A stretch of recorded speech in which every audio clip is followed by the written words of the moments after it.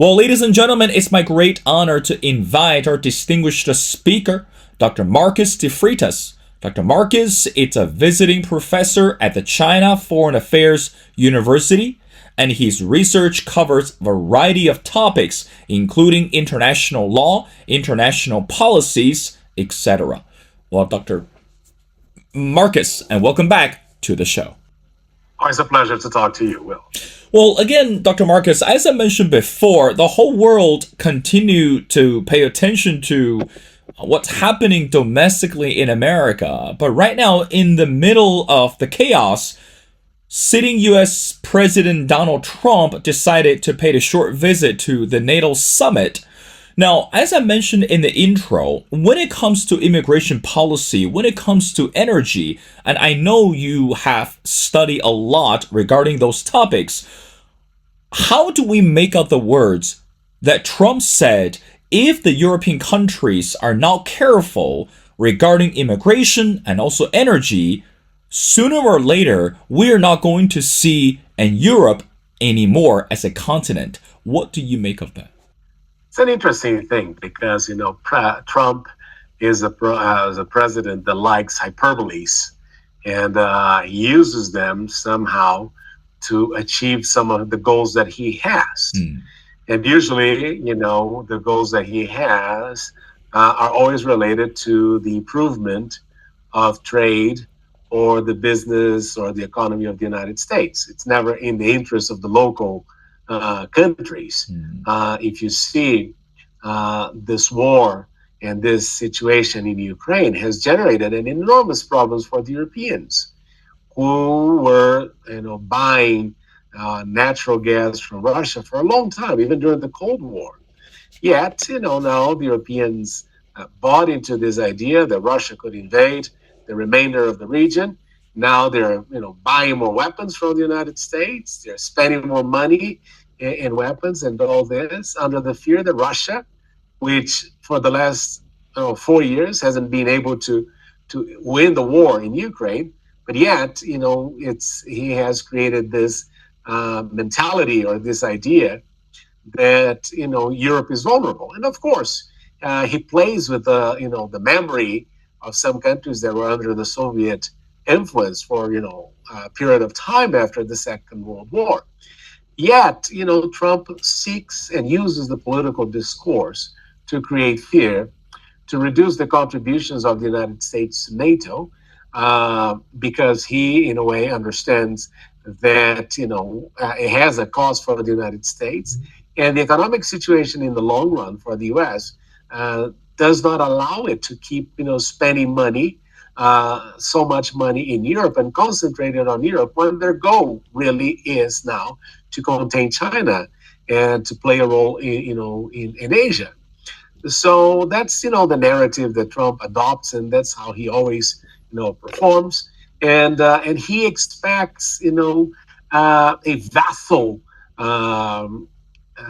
relationship with the Europeans. And not only the Europeans, anyone that wants to do business with the United States basically has to pray according to the book that Trump has. And it's kind of embarrassing, for instance, to see how the Secretary General of NATO behaves when he's with Trump. It's kind of embarrassing to see how some heads of state have behaved. And so that's the way Trump does things. And he's a one-term president. And hopefully, these things might go differently, when new elections arrive. Dr. Marcus, since you mentioned the NATO Secretary General, let's talk about this significant role today. Not too long ago, the NATO Secretary General wrote a opinion piece and posted on the Washington Post. And this is the title of the article, again, which is pretty alarming, but meanwhile, it was really ambiguous for many purposes. The article is entitled, NATO 3.0 is rising. The alliance that has leaned too heavily on US muscle is building its own and buying Americans too. Within the article, this is what he wrote, and I quote, NATO is an alliance that works, but over the years, I grew more concerned by a casual assumption made by many that when action is needed, our biggest friend and ally would provide the bulk of the muscle and pick up the bulk of the check. And today, I say with conviction that times have changed. As we gather for our summit, Americans' allies are making clear that their mindset has shifted. Renewed collective strength, not unhealthy dependencies, will drive peace, security, and prosperity for the years ahead. End quote. Dr. Marcus, let's break it down the words little by little. Because, again, you're the expert, but correct me if I'm wrong. Back in the days, even prior to Donald Trump's first term, the whole world was so proud about the word alliance and believe alliance stand for unification, stand for unity, which means when something happened, especially among one member of NATO, it hurts every single piece of muscle for the entire body. But since Donald Trump appeared in the picture, and despite he's a non-politician or he's an unconventional leader, but today when we look at the word alliance, it's no longer the same definition as we used to believe.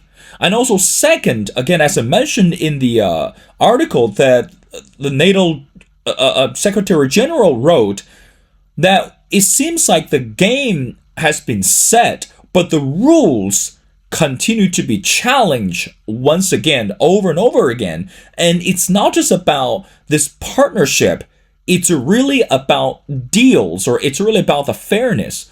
So put together, what do you say to that?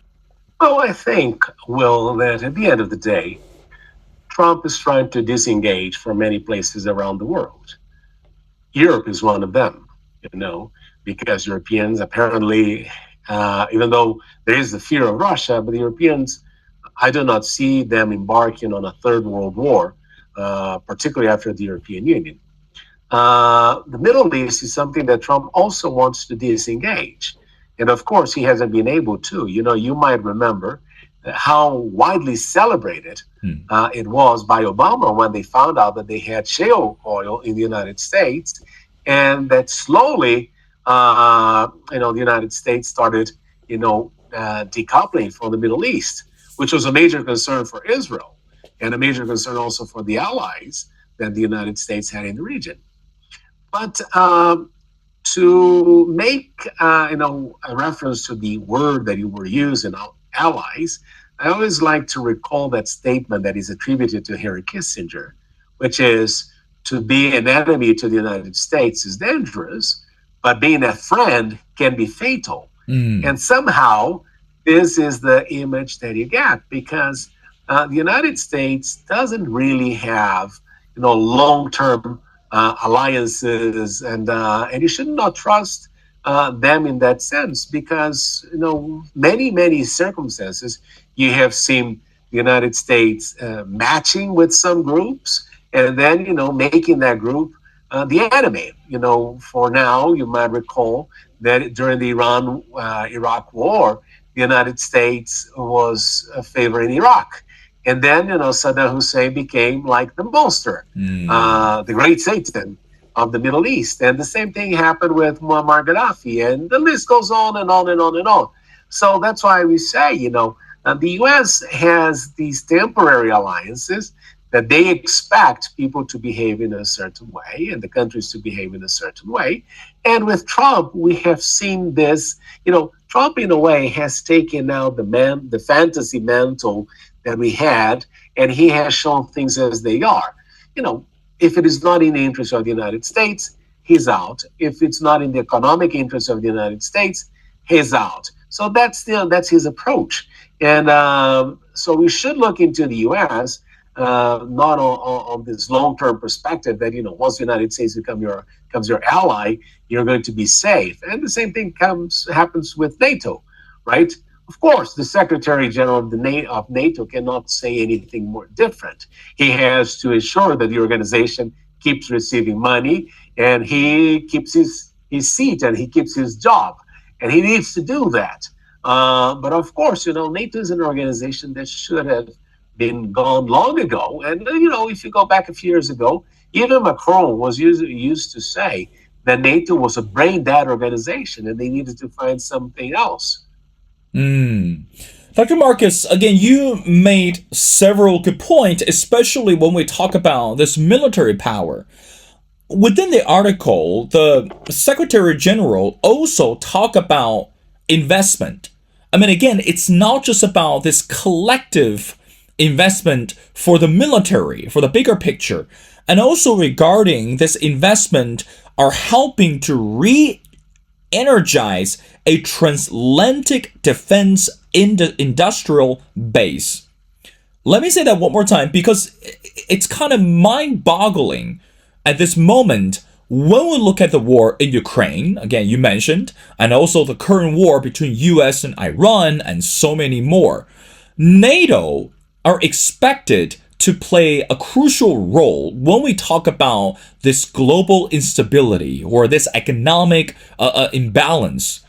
But again, if we look at something much deeper, more NATO members are hoping that Donald Trump could change his rhetoric, could change or modify his behavior in order to see the bigger picture. So again, this is what he wrote, and I quote, "Cash is crucial, but you can't stop a missile or a tank with the dollar or a euro. The good news is that we are turning the cash into combat-ready capabilities. The significant new investment are helping re-energize a transatlantic defense industrial base." Dr. Marcus, what is the person talking about? Well, I mean, I know those are just words, but when it comes to reality, how do we define, how do we interpret the full measure of a transatlantic defense industrial base?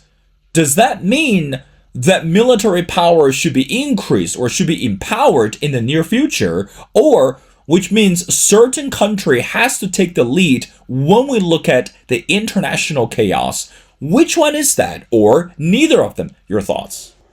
I think, Will, that the issue is that Europeans have been facing enormous problems with productivity, with innovation, and if you see, if you look at the numbers, European economy, the European Union economy, has been stagnated, right? It hasn't grown as much as China or the United States comparably.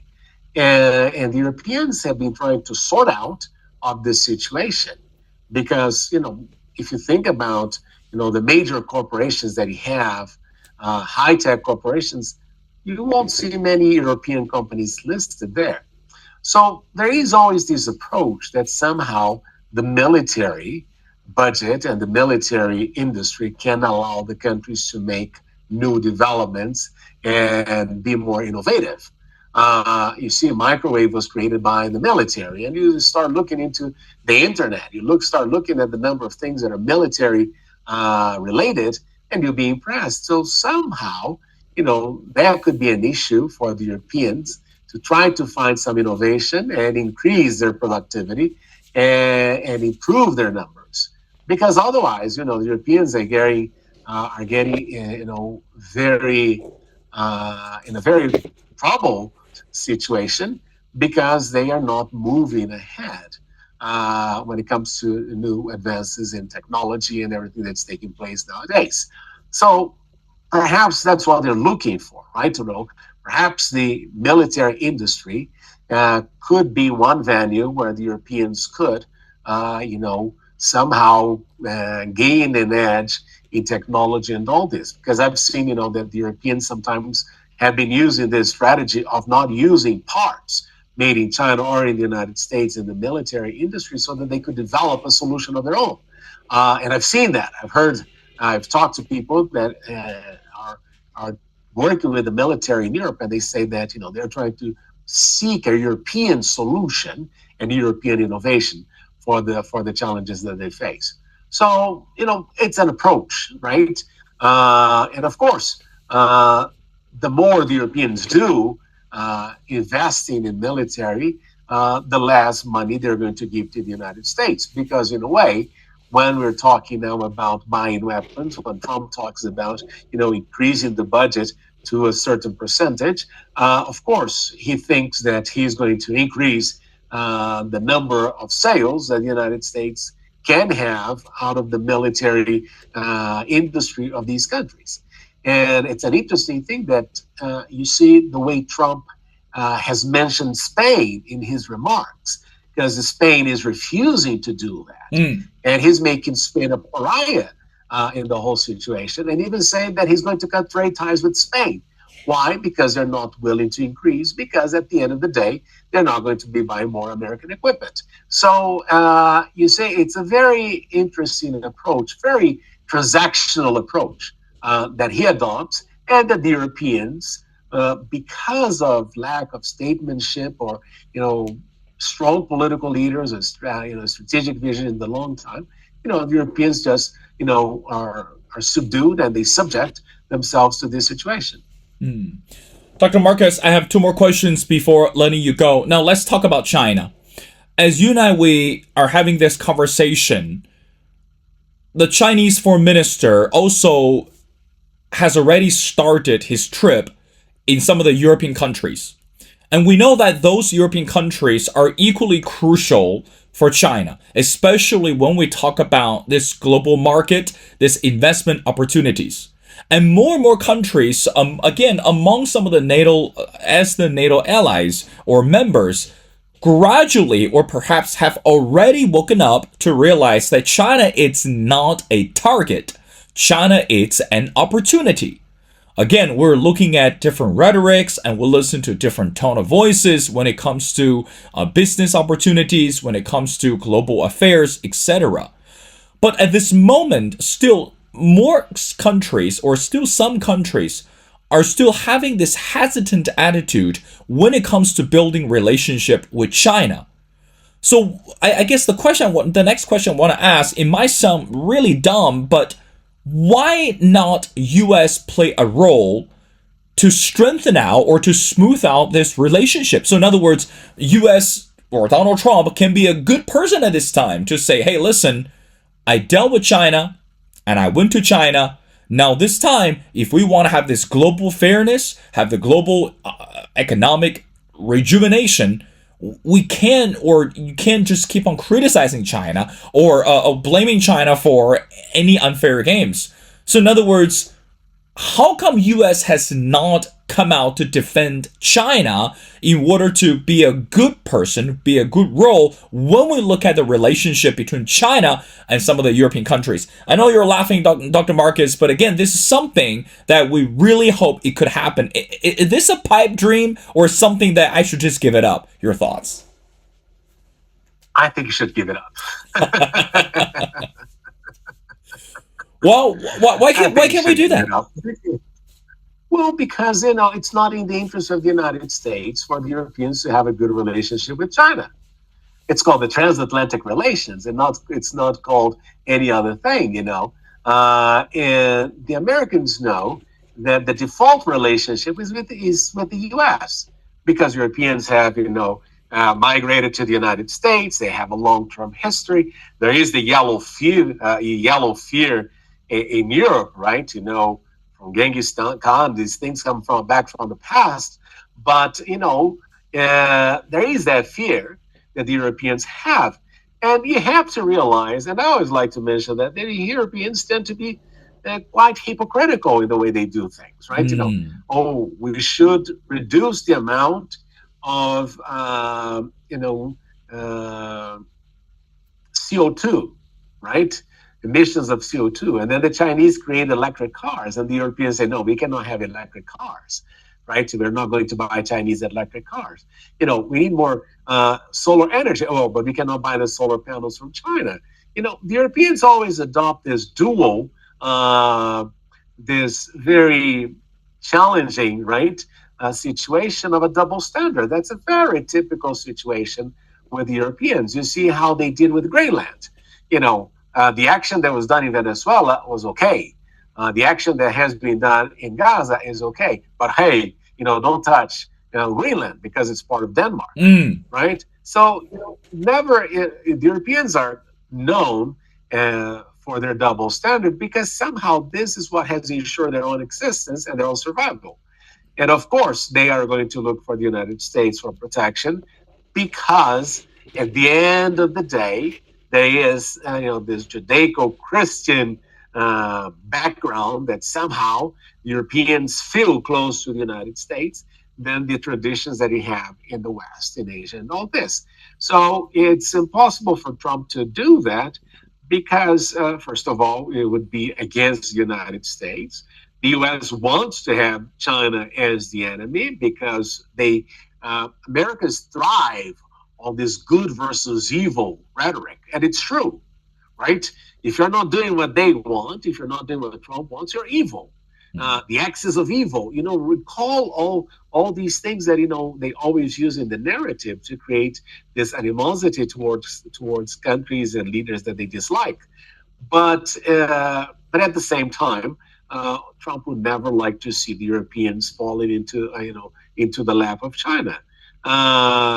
So these are things that are part of this equation that you look, and of course, the Europeans, aware that the United States has this enormous military power, will always prefer the United States to China. Well, Dr. Marcus, I want to briefly end our conversation by asking you the last question. Again, as we continue to pay attention to the NATO summit, and some believe this is the critical time for the Europeans to present a clear and a sustainable path to meeting their defense spending pledges, express the willingness and ability to shoulder a large share of Europe's conventional deterrence and defense. But meanwhile, for US in return, should reaffirm its commitment to the alliance. I dare to ask the question. We're in the year of 2026, and we continue to see this instability of the global affairs. But I think at the end of the day, some experts believe, or trying to believe, that US is ready to treat Europe as a genuine partner, but US is not ready, or perhaps because of the Donald Trump's presence, US might start to lose the opportunities to be a global leadership. So Dr. Marcus, my last question to you is it still necessary for US to be a global leader at this moment, or perhaps it's time not to think as individual, but more to think about collectively? Your final thoughts. Can I take one step back? There is something that I also missed in my previous statement when it comes to the United States in relation to China and the Europeans. Just to add to that point, remember that the Americans have bases, military bases, in the European territories, right, in the European countries. Right. And whenever you have a military base, whatever, people might say, oh, they do not interfere. Of course, there is an enormous interference in your national sovereignty. That's a given, right? So there's another element to add to that. But I think that we're transitioning into this multipolar, the end of the unipolar world basically ended in 2016, 2017, when China came out, and now we have Russia, stepping back into the international scene and all this. And of course, I heard a very important authority from India saying that we're happy, we're glad that we have China now because we have an alternative. Because the West used to impose many things on all countries, particularly in the global South, and there was no option. Now, with the ascension of China, with the rise of China, countries feel like, there is a number two, right? There is not a number two, but there's an alternative, more importantly than anything else. So I think that this is something, because of the abuse that the United States had done with, when it was in a unipolar position, and particularly now with the abuse that Donald Trump has done of the international order, really makes countries believe and think that, this thing is not working. Look into, for instance, at the MOU that the United States signed with Iran, which Trump affirmed that is over. You cannot believe whatever the Americans sign. Mm. It's damaging. It's damaging because for the longest time, one of the things that we say that made the dollar so reliable was because the United States complied with the agreements that they made. That was one thing that we always trusted, right? We trust the United States to do things. They might, as Churchill would say, they would do everything wrong, but in the end, it would find the right solution. But there is always that sense of trust. But now, concerning the fact that you cannot trust whatever the president of the United States says, or whatever the political leadership of the United States affirms, so that's why we need alternatives. That's why the world is glad that China is stepping into this role, and of course, others may come along the process, and that's why we affirm that multipolarity, at the end of the day, is much better in the world than shooting and killing whatever they wanted, whenever they wanted, right? This war in Iran was one of the worst decisions that President Trump did because it was a war of choice. Whatever the arguments that he tried to produce did not work out. And in a way, it deteriorated. And not only deteriorated, I think it has expedited the process of decline of the United States, which is, it's going to take many years and all this. But, trust, the element of trust, which is an essential element in international negotiations and in international affairs, is no longer there. Well, again, ladies and gentlemen, it's such an honor to speak to Dr. Marcus de Freitas. Again, Dr. Marcus, it's a visiting professor at the China Foreign Affairs University in Beijing, China. He's a frequent contributor to international newspapers, policy journals, and academic forums. His work examines the structural transformation and shaping the transition towards a multipolar international order.